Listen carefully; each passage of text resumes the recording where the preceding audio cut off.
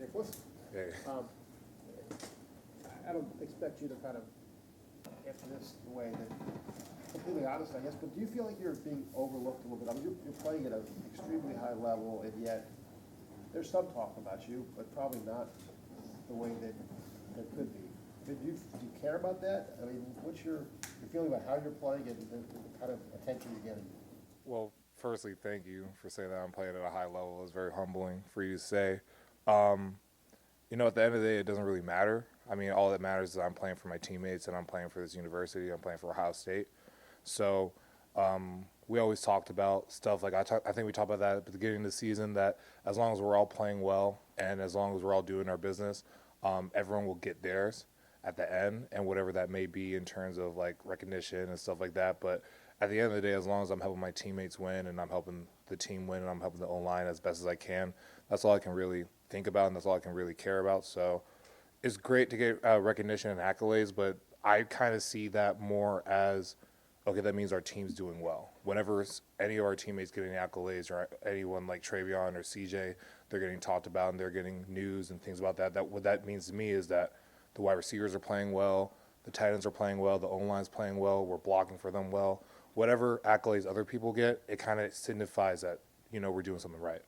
Your switch to left tackle, are you glad that happened now? Because first of all, it shows flexibility, versatility, but just what do you think of that move, and how do you think you responded to it? I'm happy about the move because first and foremost, it helped the team. I think we became a better team when I was switched from right tackle to left tackle. I think that opened up more possibilities with the offensive line, and it kind of changed our offense a little bit because now we had a different type of way that we thought about our offensive line and how certain guys are better at certain things than others. So that's the first thing I would say about that. But then also with the switch to left tackle, I was happy that I got a chance for me to show my versatility and being able to play right and left. That's something that a lot of people like to try to look for at the next level and things like that to see if you're versatile and you can play both sides.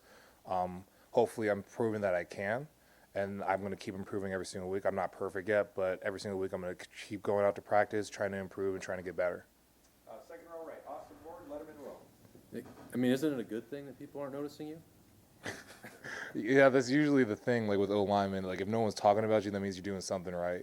Because usually if you are being talked about, that means like, oh, he missed a block or oh, he really got beat off the edge on that one. So it's kind of a give and take. Like if I'm not hearing a lot about me, that could mean that like what, I'm just doing such a good job that I'm not really showing any signs of me not playing well or things like that. But the way that I look at it is just as long as I hear the team's doing well and I hear other guys around me are doing well and a lot of skilled guys are doing well and my offensive line teammates are doing well, that means we're doing well.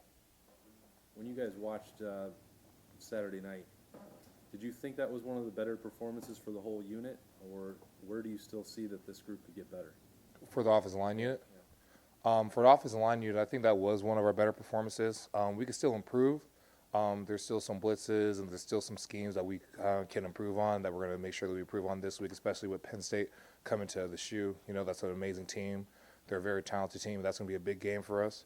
So there's still more things that we can improve on, but I think we're really coming together as a unit in terms of us as an offensive line unit, and that's one of our main missions as we've been going on throughout this season is become 9 strong so that every single unit on our team, we all become 9 strong in one unit together.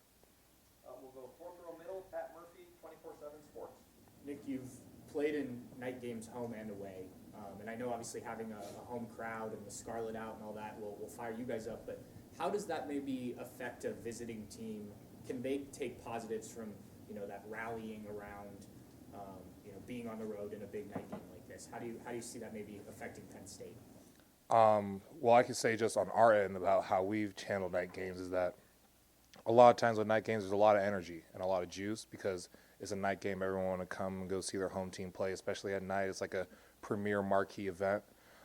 So in a good sense, it's a lot of energy. There's a lot of juice and there's a lot of emotion. So I think both teams, whether you're a home team or an away team, are going to come out hot. They're going to come out fiery and they're going to come out aggressive and wanting to make big plays. And every single time that someone would make a play, they're all going to get ramped up and rambunctious and things like that. So that's kind of a positive. But then also the negative is that with a home crowd, especially like the best damn fans in the lane here, it gets loud. Like this stadium can get so loud, especially at a night game. And sometimes it's hard for offenses to hear. You know, we've had to deal with night game situations where it was loud for us at first in the first and second quarter, and luckily we've been able to play pretty well in our away games, that we were able to neutralize that home crowd, the home crowd's loudness around like the second half, so then we were able for us to listen more and listen to the cadence. But that's always, still are two things that usually happen with night games. Like you get the amped up part of it, but then you also get the loudness that you got to handle and deal with.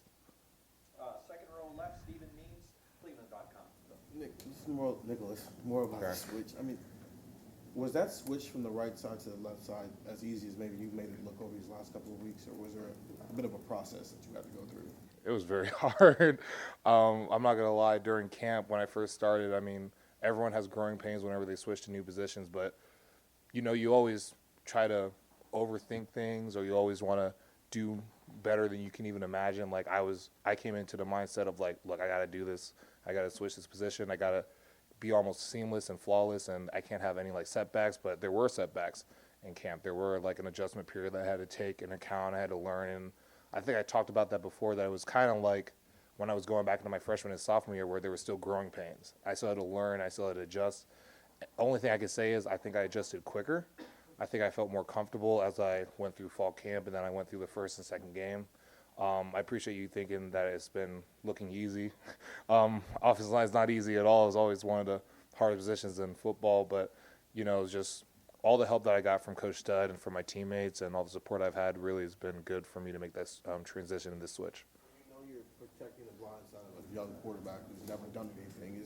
Do you press a little bit to kind of, get that development going a little bit quicker than maybe not really trying to go through the process at all? I press to make sure that whoever's behind me, I protect them. That's the number one and most and foremost thing. Whether it was Justin last year, whether it was CJ this year, whoever's behind me at quarterback, that's the number one thing that I'm pressing about, is that I need to protect this guy with everything I can, every single play I can. What was harder, switching from right side to left side, or trying to put on weight the first couple of years? I'll say putting on weight, but I didn't think anything would be as hard as putting on weight, but me switching actually was pretty close. Over to the right, Bill Landis, The Athletic. Nick, when you guys played Penn State last year, I think a lot of us were kind of curious how the matchup between Jason Owe and Shaka Toney would have gone with you and Thayer, and then it seemed like it went pretty well for you guys. I don't think those guys really did much of anything. How much of a confidence booster was that for maybe you in particular, going against two guys who were NFL defensive ends and playing pretty well in that game? You know, it was great tape. Is a real big confidence boost, especially when I think that was like the second game of the season last year. So that was a big game for me. Just having my first game playing offensive tackle and being a starter. Coming up to the next one, I had two great defensive ends I had to go up against. Both of them are amazing players. They're doing well in the NFL right now. And it was just a great opportunity for me to get some good tape and some good film against some great guys. And it's the Big Ten. Almost every single week we're always going to go up against some type of defense or some type of defensive end or linebacker that's probably one of the best in the country, that's showing up and showing out every single week. What stands out about the guy they have now, Ebiketie, number 17? I think he's got five or six sacks this year. What have you seen from him on film? He's a real tall guy, real lanky, but he has a great pass rush. He's really good with bull and stuff like that. We've been watching film on him. He's one of their better rushers on the team. I think both of their DNs are really good at pass rushing and stuff like that. So they're another great matchup, another great week for us to prove ourselves, for us to try to go out there and play up against great opponents. Do you go back and watch like his Temple film, or you just watch everything he's done this year with Penn State? We watch both. You know, we usually try to watch the most recent games because that's usually the best indication of how they are and how they're playing at the moment. But we try to watch as much film as we can, and if we can go and find that type of film, we go and find it, and then we watch it, or whatever film that we need to watch that shows us any type of indication on what their tendencies are. If there's anything that we can pick up on, we'll try to do whatever we can. Over here at the far right, Tony German, Buckeye Scoop. Nicholas, this being your fourth year, are you viewing this as your last year? I'm not necessarily viewing it as my last year. What I'm viewing it as, this is another year playing for the Buckeyes. You know, another great year, another great chapter, and what I kind of want to call my story here, my progression and my time here. So whatever that chapter is, whether it's the last one or not, all I know is that I got another game coming up. You only get so many chances, especially so many chances to play home games in front of an amazing crowd like this in Buckeye Nation. So the only thing I'm worried about is just trying to play my best for them. And then the standard at left tackle right now, are you trying to be better than you were as a right tackle, or are you trying to be better than Thayer Munford was last year? I mean, both. I mean, what I could tell you is that the standard that Thayer Munford left at left tackle is probably is going to be looked upon from Ohio State history as probably one of the best standards at left tackle, in my opinion. Not only did he play that position well in terms of just on the field, and you just see how he played, but also the leadership aspect of it that maybe not a lot of people see behind the scenes, or some of the things that he did as a leader in terms of bringing up younger guys. So if I had to pick one, I would pick Thayer's Munford and trying to be better than that, but not only in just terms of being on the field better, but also just how he was as a leader and how he was able to bring along guys with him. Guys, we gotta be out of here by 2 o'clock. I only have time for 2 more. We'll go third row right, Tim May, Letterman row. Nicholas, it is what you go by, right? Yeah, either one. Yeah, I know, man. St. Nicholas, bring me something good. The chemistry you have right now with Thayer Munford in that line and stuff, did that develop as the year went on? I mean, obviously you guys playing next to each other, and how well are y'all playing together? If you follow me, you know, we watched you guys pick up a stunt a couple of weeks ago, a twist, and like you're just rolling out of bed or something, you know, stuff. But when did that really start to click for you guys? It's been clicking for a little while. I would say that fall camp was really where we kind of started merging together and kind of figuring each other out and understanding how each of us like certain things and like what our timings are on different things. Like I could tell you that there is a difference when you play with someone new. Like there is a different timing with Wyatt than there was with Thayer. And there was different things that Thayer did that Wyatt didn't do, and there was different ways that we communicate, or we're like, hey, I'm better at doing this and I'm doing that, so you need to help me in this, or I can give you more so you can go off and do your own thing in other areas. So I think it was just around like fall camp was when it started clicking. But when you're playing with someone like Thayer Munford, probably one of the best offensive linemen in like the country, almost everything looks easy because he makes things look easy, you know. So I give him all props to him for how he's been playing. He's been having an amazing season, and him making the switch from left tackle to left guard was not an easy switch, but he made it look like it was.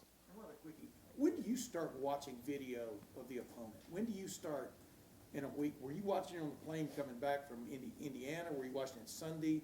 You know, how much time do you guys put in that part of the preparation? I mean, we put in so much time. I mean, we watch film almost every single day. We'll come in on Sundays.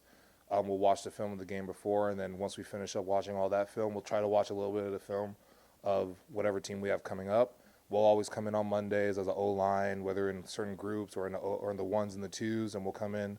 We'll try to watch the film together just to learn different stuff. We're about to go watch film in a little while later, so we'll watch more film on Penn State. We'll do it on Wednesday. We'll do it on Thursday. We'll do it on Friday. Night games are amazing. I love night games because we get another opportunity for us to watch even more film right before the game starts. So we'll try to watch like 2 or 3 more sessions of film right before the game starts. So I actually appreciate having more time in like a night game because we get more opportunities at a bite at the apple for us to watch more film and to study our opponents. And final questions, third row middle, Doug Maurice, Cleveland.com. Nicholas, can I ask you about a specific play from Saturday, the first touchdown run for you guys? It looked like Micah McFadden, their linebacker, kind of read the play pretty well, and you just got him and steered him right out of the hole.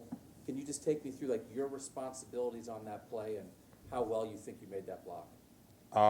What I could tell you is that me and Thayer had a combination with that block, and it was between us with that. I think it was like a 3 technique or a 4-eye up to McFadden, who was a linebacker. I saw him rolling across over the top because we went a little bit tempo, so he was kind of a little bit late to the play, but he's probably one of the best linebackers, not only in the Big Ten, but probably in the country in terms of reading plays, his aggressiveness, how hard he hits. So seeing him come across the top, I was able for me to get off the block, and I knew that he's one of the best players of the nation. Is either me or him, and someone's going to have to make a play. Luckily, I was able to get there in time, and I was able to make the play and kind of steer him out the way. So I think it was mine that was able to make the cut off my butt to get up and go untouched. So that's kind of how the play went. You know, he's just probably one of the hardest hitting linebackers, probably one of the best linebackers in the country. And we watched a lot of film on him. He was one of our main keys and one of our main targets in terms of the game, in terms of making sure that we have to get this guy blocked because he'll make plays all across the field.